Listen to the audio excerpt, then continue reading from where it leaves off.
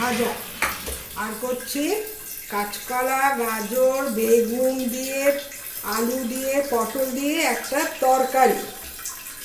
মানে বর্ষাকালে পেটটা একটু ড্যামেজ হয়ে গেছে, তার জন্য কাঁচকলা, পেঁপে, আলুর ঝোল করতাম। যাদের আর হচ্ছে চিচিঙ্গা রান্না করছি, স্কুল থেকে এসে টিফিনে খাবে।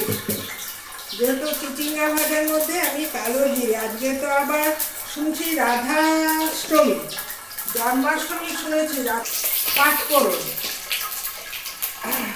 বাজারে সামনে একটা ছোট্ট মেলা হচ্ছে, জন্মাষ্টমী, জন্মাষ্টমী না, রাধাষ্টমী হচ্ছে। এখানে পাওয়া যাচ্ছে বাদাম ভাজা। মেলা তো আর শেষ নেই, কিন্তু দোকানে তো লোক আসুক বা না আসুক, মেলা তো করবেই।